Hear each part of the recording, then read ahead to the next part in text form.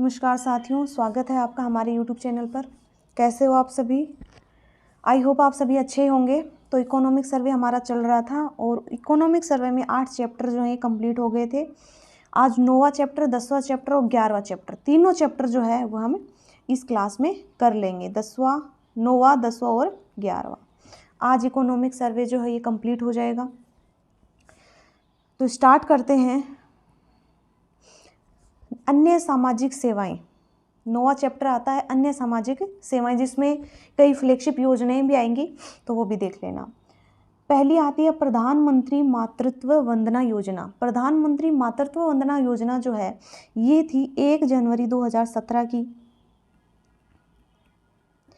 और प्रधानमंत्री मातृत्व वंदना योजना जो है इसका दूसरा नाम भी आता है। अभी क्या नाम आता है कि प्रधानमंत्री गर्भावस्था सहायता योजना, कि प्रधानमंत्री गर्भावस्था सहायता योजना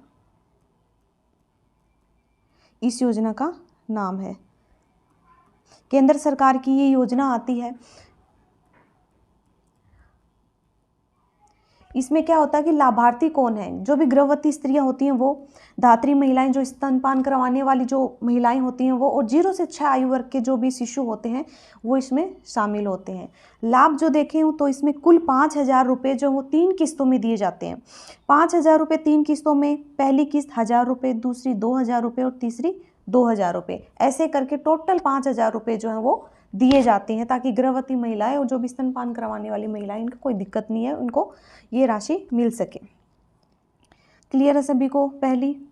दूसरी आती है इंदिरा गांधी मातृत्व पोषण योजना। वो तो थी प्रधानमंत्री मातृत्व पोषण वंदना योजना थी, जो केंद्र सरकार की थी, और ये वाली जो योजना है ये राजस्थान सरकार की योजना है। इंदिरा गांधी मातृत्व पोषण योजना जो है ये राजस्थान सरकार की है, और संपूर्ण राजस्थान के 33 जिलों में ये शुरू है। भाई पहले जो ये क्या है 5 जिलों में शुरू की गई थी। 19 नवंबर 2020 को इंदिरा गांधी मातृत्व पोषण योजना जो है ये 5 जिलों में स्टार्ट होती है। कौन कौन से 5 जिले हैं? डूंगरपुर, ये नीचे वाला जो जनजातीय क्षेत्र है, डूंगरपुर, प्रतापगढ़,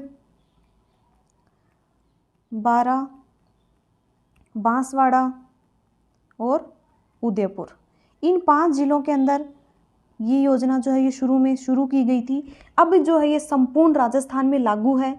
लक्ष्य जो है इसका ये है कि सुपोषित राजस्थान विजन 2022 के तहत जो भी गर्भवती महिलाएं या स्तनपान करने वाली महिलाएं हैं और 3 वर्ष तक के जो बच्चे हैं वो इसमें क्या है लाभार्थी हैं। और वर्तमान में क्या है कि 6,000 रुपये दिए जा रहे हैं इसमें।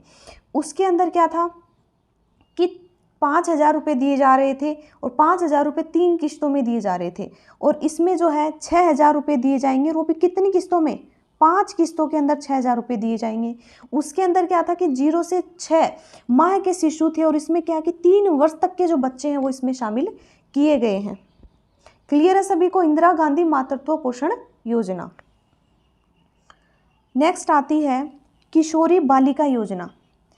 किशोरी बालिका योजना जो है इसका प्रारंभ होता है 1 अप्रैल 2022 से ये शुरू होती है। इसमें लाभार्थी कौन है? 14 से 18 वर्ष की जो भी बालिकाएं हैं वो इसमें लाभार्थी होंगी, और ये 5 जिलों में शुरू की गई है कि बारा, करौली, जैसलमेर, धौलपुर और सिरोही। है क्या कि जो भी किशोरी बालिकाएं हैं उनको सशक्त करना और उनको आत्मनिर्भर बनाने के लिए ये जो योजना है ये शुरू की गई है, किशोरी बालिका योजना। नेक्स्ट आती है समेकित बाल विकास सेवाएं। समेकित बाल विकास सेवाएं जो हैं इसका प्रारंभ होता है 2 अक्टूबर 1975 को। कहाँ से? गढ़ी बांसवाड़ा से इसका प्रारंभ होता है। इस कार्यक्रम के तहत वर्तमान में राज्य के 304 बाल विकास परियोजनाएं जो हैं वो इसके तहत संचालित हैं। और इसका लक्ष्य क्या है कि जो भी गर्भवती महिलाएं या जो धात्री महिलाएं हैं उनमें और उनके बच्चों के पोषण स्तर में सुधार आना, कि गर्भवती महिलाओं के, उनके लिए, धात्री महिलाओं के लिए और बच्चों के पोषण स्तर में सुधार आने के लिए ये जो योजना है ये शुरू की गई है, समेकित बाल विकास सेवाएं। एक आती है mid day meal. Mid day meal योजना जो है कक्षा 1 से 8 तक अध्ययनरत जो भी सरकारी, स्थानीय निकाय या सरकारी सहायता प्राप्त विद्यालय हैं, प्रशिक्षण केंद्र, मदरसों के जो विद्यार्थी हैं उनके लिए शुरू की गई है। ये जो है मिड डे मील योजना, ये पूरे देश में 15 अगस्त 1995 को शुरू होती है। पूरे देश में ये लागू हो जाती है 15 अगस्त 1995 को। ये जो योजना है ये केंद्र सरकार की योजना है और इसके तहत क्या है कि गेहूं और चावल प्रदान किए जाते हैं। 1 से 5 तक के जो विद्यार्थी हैं, कक्षा 1 से 5 तक के जो विद्यार्थी हैं, उन्हें 100 ग्राम प्रतिदिन मान लो खाना दिया जाता है जिसमें 450 कैलोरी होती है, जिसमें चावल, रोटी, दाल ये सब कुछ होता है। और कक्षा 6 से 8 तक के जो विद्यार्थी हैं उन्हें 150 ग्राम प्रतिदिन का भोजन और 700 कैलोरी जो है इन्हें प्रतिदिन दिया जाता है। तो ये जो योजना आती है मिड डे मील योजना, और इस योजना को बोलते हैं मध्याह्न योजना। मध्याह्न योजना, तो इस योजना का नाम क्या है? मध्याह्न योजना। तो मिड डे मील योजना कक्षा 1 से 8 तक के जो भी विद्यार्थी हैं सरकारी स्कूलों के, उनके लिए, उनके पोषण स्तर के लिए कि भाई उन्हें अच्छा खाना मिल सके। और पूरे देश में 15 अगस्त 1995 को ये शुरू होती है। मध्याह्न योजना कहते हैं, केंद्र सरकार की योजना है। नेक्स्ट आती है बाल अधिकारिता विभाग। बाल अधिकारिता विभाग जो है इसकी योजनाएं आती हैं। पहली आती है बाल अधिकारिता विभाग में क्रेच स्कीम। क्रेच स्कीम क्या है कि भारत सरकार के द्वारा कामकाजी जो महिलाएं हैं उनके बच्चों को डे केयर की सुविधा के, भाई उनके बच्चों की भी स्वास्थ्य का ध्यान रखा जाए। जो भी कामकाजी महिलाएं हैं तो वो तो काम पे चली जाती है, तो उनके बच्चों के स्वास्थ्य के लिए या उनके बच्चों के रख रखाव के लिए जो क्रेच स्कीम है ये शुरू की गई है। एक आता है कि सामाजिक न्याय व अधिकारिता विभाग की कुछ योजनाएं आती हैं, जिसमें पहली आती है उत्तर मैट्रिक छात्रवृत्ति योजना। ये जो उत्तर मैट्रिक छात्रवृत्ति योजना है इसमें 15,000 रुपये की छात्रवृत्ति जो है ये दी जाती है। क्लियर है सभी को? दूसरी जो योजना आती है वो आती है अंबेडकर डीबीटी वाउचर योजना। काफ़ी पढ़ ली है हमने इसको पीछे। 1 सितंबर 2021 को ये शुरू होती है। राजस्थान सरकार की योजना है जिसमें आवासीय सुविधा के लिए 5,000 से 7,000 की सहायता जो है वो आवास हेतु इसमें दी जाती है अंबेडकर डीबीटी वाउचर योजना के तहत। और डीबीटी का मतलब क्या है? Direct benefit transfer. डीबीटी क्या है कि direct benefit transfer. Benefit transfer ये आती है अंबेडकर डीबीटी वाउचर योजना। 1 सितंबर 2021 से शुरू होती है कि जो भी राजस्थान सरकार की जो ये योजना आती है आवासीय सुविधा के लिए क्या है कि 5,000 से 7,000 की इसमें आवास हेतु सुविधा दी जाती है। ठीक है, चलो नेक्स्ट है मुख्यमंत्री कन्यादान योजना। यही देखते हैं इसको। देखो कन्यादान योजना जो है, पहली बात तो इसे हथलेवा योजना भी कहते हैं भाई। हथलेवा योजना यानी कि हाथ कि कन्यादान होते हैं तो वैसे भी कन्या को तो पराया धन समझते हैं, यानी कि हथलेवा, हाथ से देना। तो हथलेवा जो योजना है ये शुरू होती है 2020 में। 2020 में शुरू होती है। 2 कन्याओं तक इसमें क्या है कि 2 लड़कियों की शादी तक इसमें क्या है कि राशि दी जाती है। जो भी SC ST OBC जो BPL परिवार के सदस्य होते हैं उन्हें सामान्य देखें तो 31,000 रुपये इसमें दिए जाते हैं। और जो भी इसमें 10वीं पास होते हैं उन्हें 41,000 रुपये। और जो भी लड़कियां स्नातक करी हुई कॉलेज की भी होती हैं उन्हें 51,000 रुपये की जो राशि है वो इसमें दी जाती है। और जैसे एक लड़की की शादी हो गई तो शादी से पहले जो है वो 50% राशि दी जाएगी और शादी के बाद 50% राशि दी जाएगी। और ये जो राशि है वो 2 कन्याओं के विवाह तक दी जाएगी। क्लियर है सभी को? तो ये जो योजना है ये SC ST व BPL परिवार को सामान्य 31,000 रुपये, 10वीं पास होने पर 41,000 रुपये, स्नातक के ऊपर 51,000 रुपये और शादी से पूर्व 50% तथा बाद में 50% राशि जो है वो इसमें दी जाती है। हो गया क्लियर? नेक्स्ट इंदिरा गांधी राष्ट्रीय वृद्धावस्था पेंशन योजना। अब वृद्धावस्था है 2007 में शुरू होती है, तो 60 वर्ष से अधिक के जो भी बुजुर्ग हैं उनको पेंशन इसके तहत दी जाती है। अगली आती है, ये पेंशन योजना से संबंधित ही सारी योजनाएं हैं। इंदिरा गांधी राष्ट्रीय विधवा पेंशन योजना। ये जो योजना है ये 7 अक्टूबर 2009 से शुरू होती है, इंदिरा गांधी राष्ट्रीय विधवा पेंशन योजना। इसमें 40 से 55 वर्ष तक की जो भी विधवा महिलाएं हैं उनको 500 रुपये प्रतिमाह दिए जाएंगे। 55 से 60 वर्ष तक की जो महिलाएं हैं उन्हें 750 रुपये प्रतिमाह दिए जाएंगे। 60 से 75 वर्ष की जो महिलाएं हैं उन्हें 1000 रुपये प्रतिमाह दिए जाएंगे। और 75 वर्ष से अधिक की जो महिलाएं हैं, विधवा महिलाएं, उन्हें 1500 रुपये जो है प्रतिमाह इसमें दिए जाते हैं। तो ये है इंदिरा गांधी राष्ट्रीय विधवा पेंशन योजना। तो ये जो चीज़ें ये याद रख लो कि किस वर्ष तक, मतलब किस आयु तक उन्हें क्या राशि दी जाती है। इसी से रिलेटेड आती है कि इंदिरा गांधी राष्ट्रीय निःशक्त जन पेंशन योजना। ये योजना 24 नवंबर 2009 से स्टार्ट होती है। इसमें क्या है कि 18 से 55 वर्ष की जो महिला और 18 से 58 वर्ष तक का जो पुरुष है उन्हें 750 रुपये पर मंथ दिए जाते हैं। 55 से 75 वर्ष की महिला और 58 से 75 वर्ष के जो पुरुष हैं उन्हें 1000 रुपये प्रतिमाह दिए जाते हैं। और 75 वर्ष से अधिक पुरुष और महिला होते हैं उन्हें 1250 रुपये जो है वो प्रतिमाह दिए जाते हैं। एक आती है मुख्यमंत्री वृद्धावस्था सम्मान पेंशन योजना। ये 2013 में स्टार्ट होती है। पुरुष जो है उन्हें 58 से 75 वर्ष तक 750 रुपये, महिलाएं हैं उन्हें 55 से 75, यानी कि यहाँ सिर्फ 2-3 साल का अंतर आता है। 55 से 75 को 750 और 75 वर्ष से अधिक है तो उन्हें 1000 रुपये जो है प्रतिमाह दिए जाते हैं। इसमें अगली आती है मुख्यमंत्री एकल नारी सम्मान पेंशन योजना। ये भी 2013 में स्टार्ट होती है, मुख्यमंत्री एकल नारी सम्मान पेंशन योजना। इसमें जो भी विधवा, तलाकशुदा, परित्यक्त महिलाएं होती हैं, एकल नारी यानी कि जो अकेली नारी है, जो भी तलाकशुदा नारियां हैं, तलाकशुदा हैं, जो भी विधवा हैं और जो भी परित्यक्त महिलाएं जो छोड़ दी गई हैं, वो जो महिलाएं हैं वो इस योजना के तहत आती हैं। और 18 से 55 वर्ष तक की जो महिलाएं हैं उन्हें 500 रुपये, 55 से 60 वर्ष तक की जो महिलाएं हैं उन्हें 750 रुपये और 60 से 75 वर्ष तक की जो महिलाएं हैं उन्हें 1000 रुपये और 75 से अधिक है तो उन्हें 1500 रुपये की जो राशि है वो पर मंथ दी जाती है।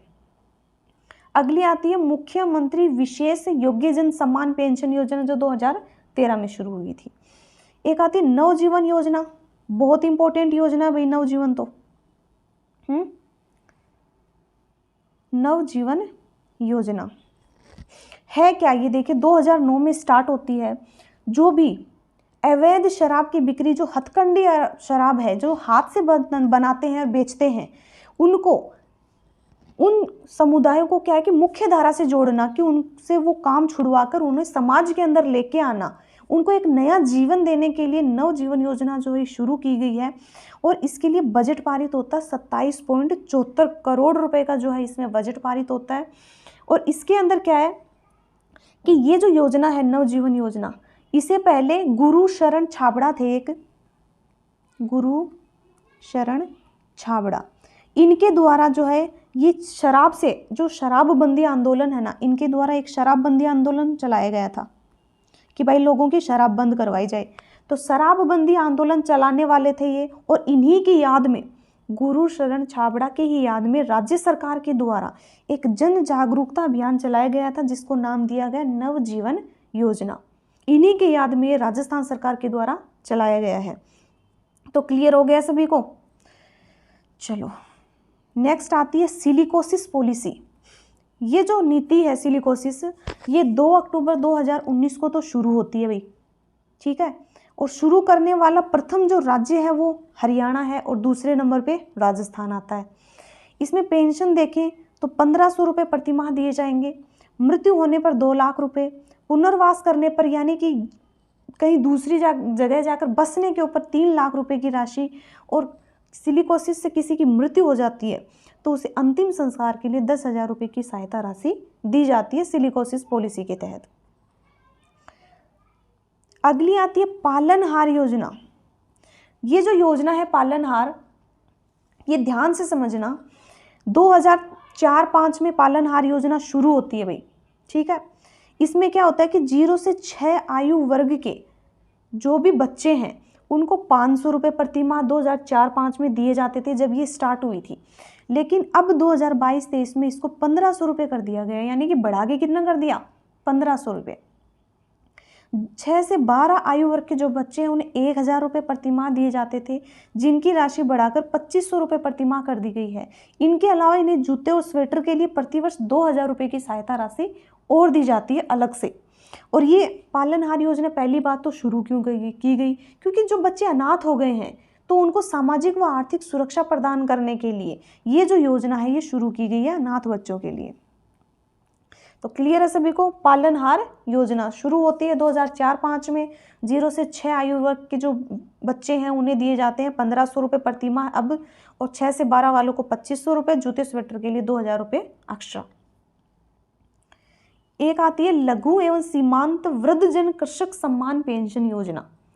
ये जो योजना है ना, इसमें क्या है कि 75 वर्ष से कम जो हैं वृद्धजन है, तो 75 वर्ष से कम है उनको तो दिए जाते हैं 750 रुपये, और जो भी 75 वर्ष कंप्लीट कर चुके हैं तो उन्हें 1,000 रुपये प्रतिमाह राशि दी जाती है लघु एवं सीमांत वृद्धजन कृषक सम्मान पेंशन योजना के तहत। ये जो है सामाजिक अधिकारिता विभाग की आती है सारी। मुख्यमंत्री हुनर विकास योजना। एक आती है विधवा विवाह उपहार योजना, यानी कि जो भी विधवाएं होती हैं उनको पुनर्विवाह करने के ऊपर 51,000 रुपये की राशि जो है ये दी जाती है। एक आती है स्वाधार गृह योजना। स्वाधार गृह योजना, अब ये देखिए महिला और बाल विकास मंत्रालय भारत सरकार के द्वारा, ध्यान देना इस लाइन में, भारत सरकार के द्वारा विपरीत परिस्थितियों में जीवन यापन करने वाली जो महिलाएं हैं उनको आश्रय प्रदान करने के लिए स्वाधार गृह योजना जो है शुरू की गई है। ये तो भारत सरकार के द्वारा शुरू की गई है। और राजस्थान में देखें तो इसे सामाजिक न्याय और अधिकारिता विभाग चला रहा है। तो केंद्र में जो है वो इसे भारत सरकार यानी कि महिला और बाल विकास मंत्रालय चला रहा है स्वाधार गृह योजना को, और अपने राजस्थान के अंदर सामाजिक न्याय और अधिकारिता विभाग इसको चला रहा है। एक आता मुख्यमंत्री कोरोना सहायता योजना। ये योजना तो सभी को याद होगी भाई, खूब चली थी, ये खूब सुर्खियों में आई कि कोविड-19 में जो भी अनाथ व विधवाएं हैं उनको सहायता देने के लिए एक मुख्यमंत्री कोरोना सहायता योजना चलाई गई थी।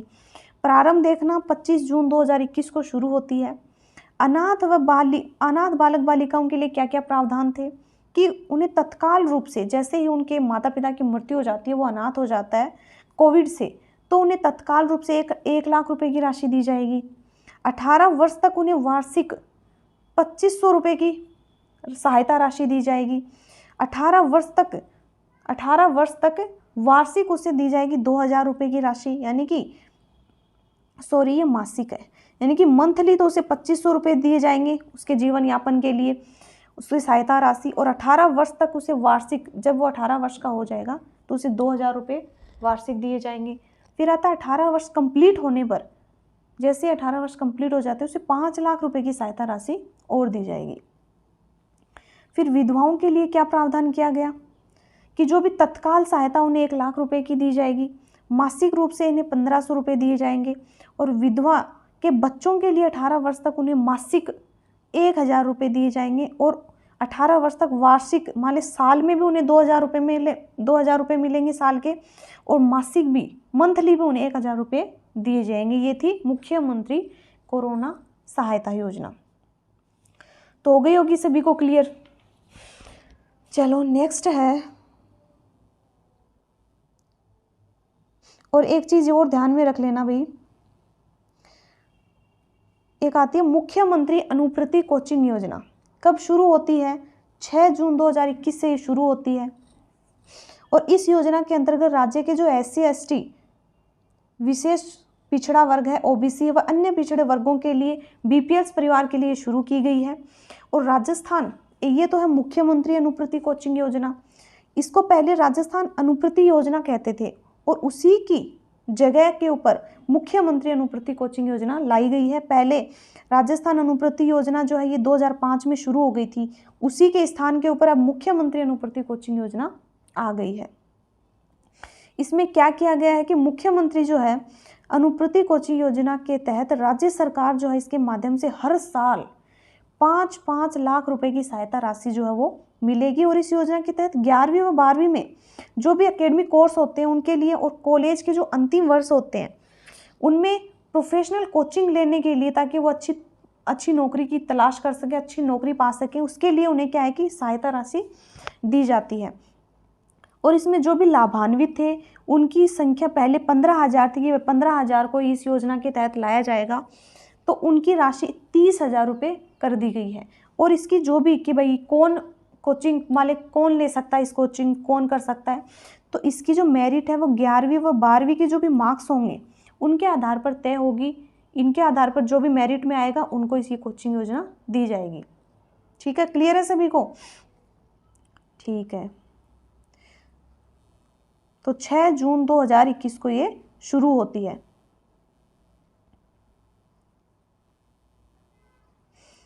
चलो नेक्स्ट आती है महिला सशक्तिकरण से संबंधित योजनाएं देख लेते हैं। तो इनमें एक तो आती है मुख्यमंत्री राजश्री योजना।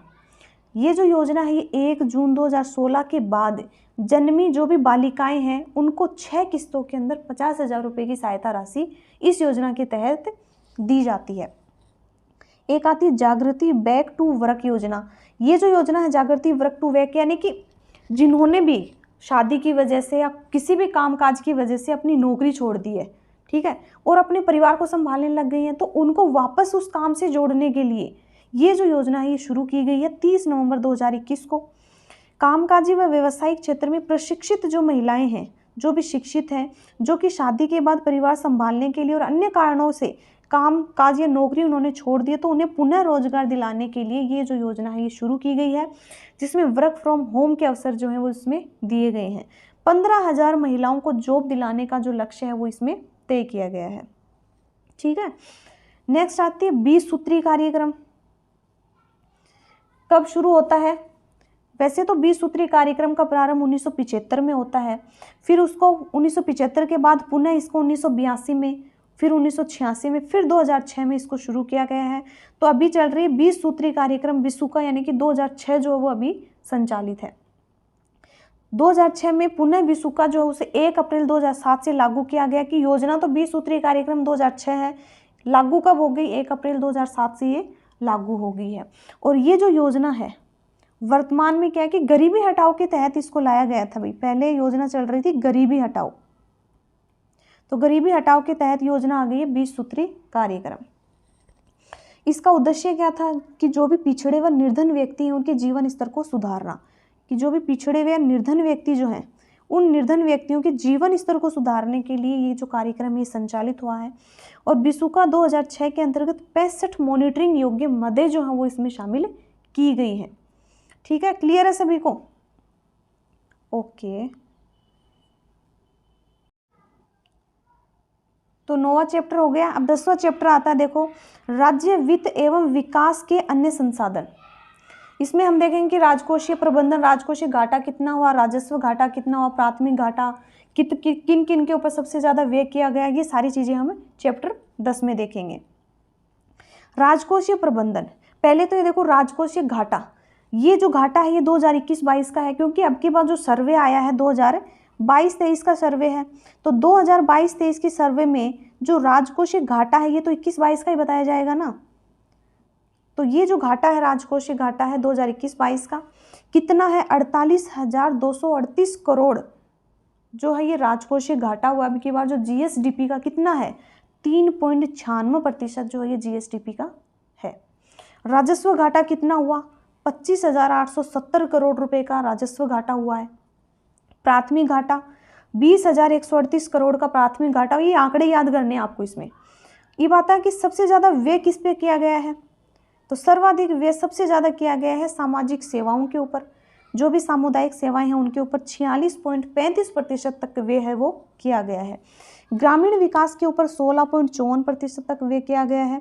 ऊर्जा के ऊपर 14.89% तक व्यय किया गया है। और कृषि और अन्य जो सेवाएं हैं उनके ऊपर 6.82% तक का जो है व्यय किया गया है।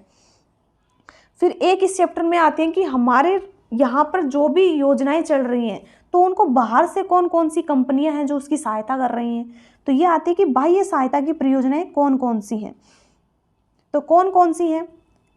तो विश्व बैंक जो है वो एक तो यहाँ पे सहायता कर रहा है योजनाओं में, जीका कर रहा है, जापान अंतर्राष्ट्रीय कोऑपरेशन एजेंसी। आगे जो है मैं सिर्फ ये नाम ही बोलूँगी कि भाई जीका कर रहा है, एडीबी कर रहा है, एएफडी कर रहा है। यहाँ पे इनकी फुल फॉर्म देख लो, स्क्रीनशॉट ले लेना चाहे कि एशियन विकास बैंक एडीबी कर रहा है, एजेंसी फ्रेंचाइज डी डेवलपमेंट कर रहा है, एक आता है केएफडब्ल्यू कर रही है German agency, new development bank कर रहा है एनडीबी, और एशियन आधारभूत निवेश बैंक जो है एआईआईबी भी जो है ये कर रहा है।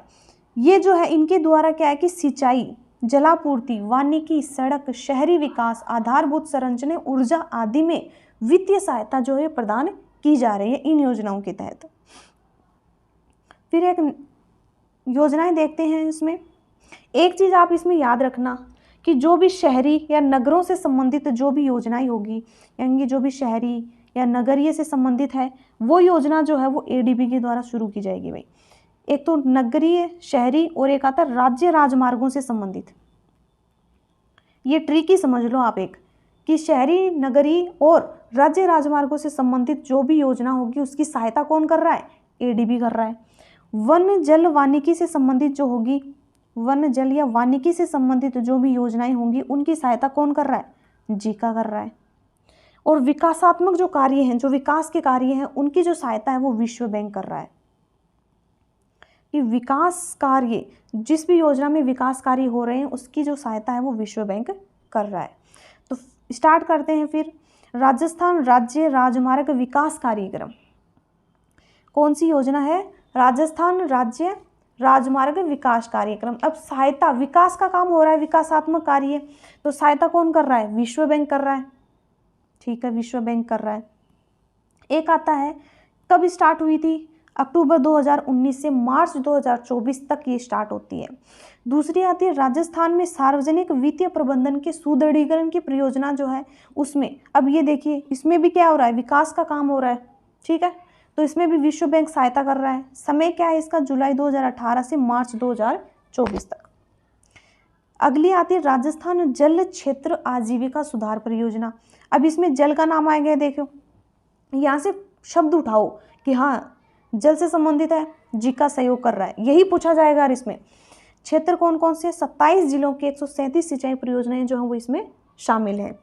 एक आता है राजस्थान ग्रामीण जलापूर्ति, आ गया ना, जलापूर्ति फ्लोरोसिस निराकरण परियोजना जो है जिसका दूसरा चरण है, इसकी सहायता कौन कर रहा है? जीका कर रहा है। जीका इसकी सहायता कर रहा है। समय आता है जुलाई 2021 से दिसंबर 2024 तक है ये। और इसका जो क्षेत्र है ये झुंझुनू और बाड़मेर में संचालित है। और इसका जो पहला चरण था ना वो था नागौर में। पहले चरण में नागौर था जो कंप्लीट हो चुका है, और दूसरा जो चरण है वो झुंझुनू और बाड़मेर में शुरू है। तो अगली आती है फिर राजस्थान शहरी क्षेत्र विकास कार्यक्रम। इसकी जो सहायता कौन कर रहा है? एडीबी कर रहा है। तो एडीबी किसकी सहायता कर रहा था? अभी बताया था कि एडीबी जो है वो सहायता करेगा शहरी और नगरीय से संबंधित, और जो भी राज्य राजमार्गों से संबंधित होंगे तो इनकी सहायता एडीबी कर रहा है। क्षेत्र देखते हैं, इसमें 5 शहर हैं, टोंक, श्रीगंगानगर, झुंझुनू, पाली और भीलवाड़ा। अगला आता है राजस्थान मध्यम नगरीय क्षेत्र विकास कार्यक्रम। तो ये भी नगरीय क्षेत्र से संबंधित है, एडीबी सहायता कर रहा है। 14 शहर शामिल हैं। जनवरी 2021 से नवंबर 2027 तक ये संचालित है कार्यक्रम। एक आता है राजस्थान राज्य राजमार्ग निवेश कार्यक्रम परियोजना, जो है राज्य राजमार्गों से संबंधित है, तो एडीबी सहायता कर रहा है। और ये भी राज्य राजमार्गों से संबंधित है, तो इसकी भी सहायता एडीबी कर रहा है। और इसका समय आता है दिसंबर 2019 से मार्च 2024 तक। फिर एक आता है रेगिस्तान क्षेत्र में जल क्षेत्र। अब रेगिस्तान क्षेत्र से संबंधित है पुनर्संरचना परियोजना, इसकी सहायता एनडीबी कर रहा है, न्यू डेवलपमेंट बैंक के द्वारा। 2018 में शुरू होती है, 2025 तक है। क्षेत्र जो है 10 जिलों में ये संचालित है। एक आती है द्वितीय बांध पुनर्वास और सुधार परियोजना, जो है ये विश्व बैंक के द्वारा व एआईआईबी के द्वारा जो है ये संचालित है। एआईआईबी और विश्व बैंक के द्वारा। समय इसका अक्टूबर 2021 से 2027 तक है। और इसमें 36 बांध है। बांध पुनर्वास यानी कि 36 बांधों के पुनर्वास की योजना है। एक आता है, ये चीज़ ध्यान रख लेना कि सबसे ज़्यादा बाह्य सहायता जो है ये एडीबी ही कर रहा है। एडीबी जो है वो राजस्थान में जो भी योजनाएं संचालित है उनमें सबसे ज़्यादा बाह्य सहायता वो एडीबी के द्वारा ली जा रही है। 10 नंबर का चैप्टर। नेक्स्ट आता है 11 नंबर का चैप्टर, सतत विकास लक्ष्य, एसडीजी, सतत विकास लक्ष्य। अब ये बताओ सतत विकास लक्ष्य होता क्या है, कि भाई ऐसा विकास है जिसके अंतर्गत क्या है कि वर्तमान की जो चीज़ें हैं, वर्तमान की चीज़ों का उपयोग करके हम आने वाली पीढ़ी के लिए क्या संरक्षित रखते हैं, यानी कि सतत विकास उनके लिए क्या छोड़कर जाते हैं। ये होता सतत विकास का लक्ष्य कि आने वाली पीढ़ी के लिए आपने क्या किया, क्या सुरक्षित करके रखा। अब इसमें देखो कि संयुक्त राष्ट्र महासभा ने अपना जो 70वां सत्र था, 70वें सत्र के दौरान 25 सितंबर 2015 को transforming our world the 2030 agenda जो है, ये एजेंडा फॉर सस्टेनेबल डेवलपमेंट शीर्षक के साथ इस दस्तावेज को अपनाया है। 2015 में ये जो है इस दस्तावेज को अपनाया है और इसका सतत विकास लक्ष्य प्रभावी होता है 1 जनवरी 2016 से। लक्ष्य ये है कि इसमें 15 वर्षों तक का लक्ष्य रखा गया है। टोटल इसमें 17 गोल्स रखे गए हैं और 17 गोल्स के 169 इसमें टारगेट रखे गए हैं। यानी कि सतत विकास लक्ष्य देखते हैं तो 1 जून 2016 से प्रभावी हैं, 15 वर्ष तक चलेंगे, 17 इसमें गोल्स हैं और 169 इसमें टारगेट हैं। एक आती है कि इसकी थीम क्या है, इसकी थीम कि लिविंग नो वन बिहाइंड, कोई भी पीछे नहीं रहना चाहिए, सभी को एक साथ लेकर चलना है। 2021 से 30 के अंतिम दशक को देखें तो एसडीजी के लिए कार्यवाही दशक के रूप में जो है ये घोषित किया गया है 2021 से 30 के। गोल्स देखो, अब इसमें पहला गोल्स आता है गरीबी का अंत करना, ठीक है, कर दिया। 7 टारगेट रखे गए इसमें। गोल्स को भी ध्यान में रख लेना भाई, कभी कभी पूछ लेते हैं एग्जामिनर का, वैसे भी दिमाग खिसका रहता है। भूखमरी समाप्त करना 8 टारगेट रखे गए। आरोग्य एवं कल्याण 13 टारगेट रखे गए। गुणवत्तापूर्ण शिक्षा 10 टारगेट रखे गए। लैंगिक समानता 9 टारगेट। शुद्ध जल एवं स्वच्छता के लिए 8 टारगेट। किफ़ायती एवं टोटल क्या था 169 टारगेट थे। 7वां जो गोल्स है उसमें आता है कि किफ़ायती एवं स्वच्छ ऊर्जा के लिए 5 टारगेट। सम्मानजनक कार्य एवं आर्थिक विकास के लिए 12 टारगेट। उद्योग नवाचार एवं अवसंरचना के लिए 8 टारगेट। असमानताओं में कमी लाने के लिए 10 टारगेट। असंधारणीय शहर और समुदाय के लिए 10 टारगेट। उत्तरदायी उपभोग एवं उत्पादन के लिए 11। जलवायु कार्यवाही के लिए 5। जल में जीवन 10। भूमि पर जीवन 12। शांति न्याय एवं सुदृढ़ संस्थाओं के लिए 12।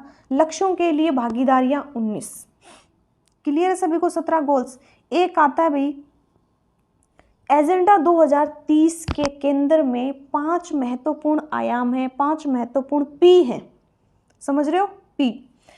पहला पी आता है पीपल, पीपल आता है लोग, पहला पी पीपल। दूसरा प्रोस्पेरिटी समृद्धि। तीसरा आता है प्लानिट यानी कि ग्रह। चौथा आता है भागीदारी पार्टनरशिप, पार्टनरशिप के साथ काम करो।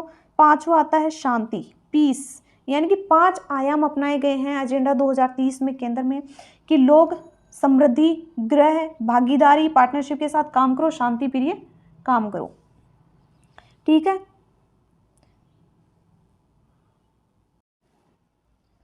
फिर आता है एसडीजी इंडिया इंडेक्स। इसमें क्या है कि राज्यों, केंद्र शासित प्रदेशों को उनकी स्कोर के आधार पर 4 श्रेणी में बांटा है। एक तो होता है एस्पिरेंट जो 0 से 49 में आते हैं। एक होता है परफॉर्मर 50 से 64। इसमें परफॉर्मर में अपने राजस्थान भी शामिल है भाई, इसका 57 के समथिंग आता है। एक फ्रंट रनर होते हैं जो 65 से 99 की रैंकिंग में आते हैं। और एक होता है अचीवर, अचीवर में तो वैसे कोई शामिल नहीं है राजस्थान से, तो वैसे अचीवर में अभी 100% देखो कोई नहीं है अभी। और अपना राजस्थान आता है परफॉर्मर में। एक आता है राजस्थान एसडीजी इंडेक्स 2022 वर्जन 3.0। जारी कौन करता है? एसडीजी को आयोजना विभाग करता है। और इसमें केवल एक ही जिला ऐसा है 12 जो एस्पिरेंट यानी कि 50 से कम में शामिल है। 50 से कम के अंदर शामिल है 12। कितना है 12 का? 46.99। सर्वाधिक देखें तो जयपुर में है 64.88। नागौर की देखें तो 63.97। झुंझुनू की देखें तो 63.42। और न्यूनतम में देखें तो 12 है। जैसलमेर है, बाड़मेर है। तो 12 का याद रखना, इसका 50 से कम है। और राजस्थान का जो औसतन स्कोर है ये कितना है? 57.58। और राजस्थान जो है परफॉर्मर की श्रेणी में आता है। तो ये जो है भाई इकोनॉमिक सर्वे जो है कंप्लीट हो गया है। इकोनॉमिक सर्वे में कोई चीज़ समझ में नहीं आई हो तो कमेंट बॉक्स में बता देना। और काफ़ी टाइम से चल रहा है कि भाई इकोनॉमिक सर्वे बोरिंग, देखो बोरिंग था लेकिन अच्छी चीज़ें हैं कि एग्जाम में भी यहीं से आता है। तो आज इकोनॉमिक सर्वे कंप्लीट हो गया। तो धन्यवाद, मिलते हैं नेक्स्ट सेशन में, आज के लिए।